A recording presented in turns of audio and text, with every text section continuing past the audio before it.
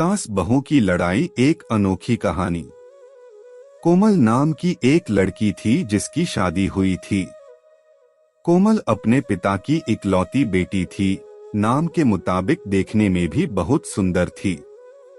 जब वह अपने ससुराल गई तो उसे उसके मुताबिक ही सब कुछ मिला। किंतु आजकल की लड़कियों को अधिक टोकना, समझाना, अपने मन के मुताबिक चलाना सासू माँ को अब कहाँ रह गया है। एक कहावत तो आपने सुनी ही होगी, जो किया बहू से टकरार, खो दिया उसने बेटे का प्यार। इस कहानी के मुताबिक कोमल की सास कोमल को हमेशा समझाती, बहू ऐसा करो, ऐसा न करो। नई नवेली बहू को थोड़े ही दिनों में अपनी सासू माँ से चिढ़ पैदा होने लगी।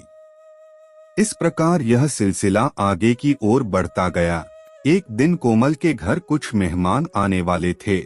सासू माँ बोली, बहू आज कुछ अच्छी अच्छी व्यंजन बनाओ और मेहमानों के लिए चाय नाश्ता का इंतजाम भी अच्छी तरह से होनी चाहिए। बस अब क्या था, इतना सुनते ही कोमल गुस्से से लाल हो गई। उसने जल भून कर उस दिन तो काम किया, लेकिन उस दिन के बाद कोमल ने चाल चलना शुरू किया। सास जैसा कहती वह ठीक उसके विपरीत करती थी। सास ने भी पुरानी कहावत के मुताबिक बहू को उसके माता पिता को गाली देना, उसे कोसना और बड़बड़ाना शुरू कर दिया। दोनों सास बहू में आनाकानी हमेशा चलता रहता था। एक दिन कोमल अपने पिता के घर रोती पिटती पहुंच गई। वह अपने पिता से बोली, पिताजी आप तो डॉक्टर हो, मुझे कुछ ऐसी दवा दीजिए जिसे खिलाकर वह बुढ़िया गूंगी हो जाए, क्योंकि वह मुझे गंदी गंदी गालियां देती हैं।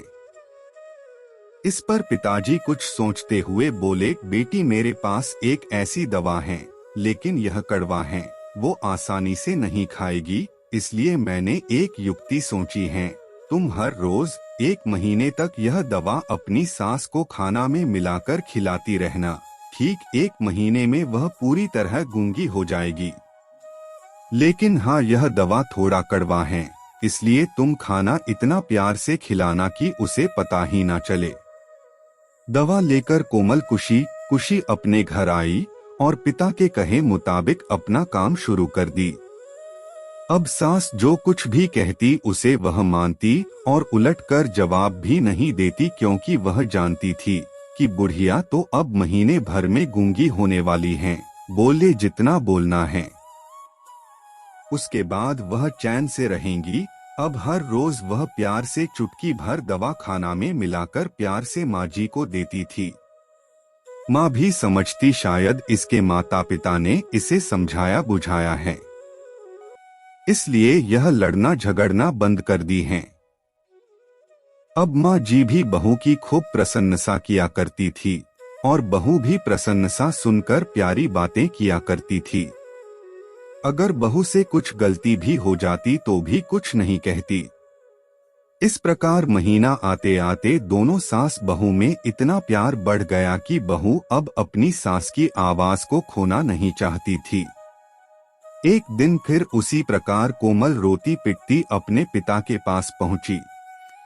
पिताजी बोले, अब क्या हुआ? कोमल बोली, पिताजी अब क्या होगा, मेरी सास बहुत अच्छी हैं, मैं उसकी आवाज खोना नहीं चाहती, वह मुझसे प्यार से बात करती है। अब मुझे कोई ऐसी दवा दीजिए जो कि मेरी माँ जी को दिया हुआ दवाई का असर काट सके और वह गूंगी ना हो पाए। इस पर पिताजी हंसते हुए बोले, बेटी तुम रोना धोना बंद करो और खुशी से रहो। जो दवा मैंने तुम्हें दिया वह कोई दवाई नहीं था, वह रिश्तों में घुली कड़वाहट उतरने की तरकीब थी। अगर मैं ऐसा नहीं किया होता तो तुम शायद आज नहीं सुधरी होती। बेटी इसी प्रकार यदि तुम अपनी सास के साथ अच्छे से रहोगी तो वह भी तुम्हें अपनी बेटी के समान प्यार करेगी। अब कोमल को सारी बातें समझ में आ गई थी, उसे अपनी गलती का एहसास भी हो गया था। वह वापस अपने ससुराल चली आई। इसके बाद दोनों सास बहू प्यार से रहने लगी। उनके बीच स्नेह और अपनापन का भाव आ गया और घर खुशियों से भर गया।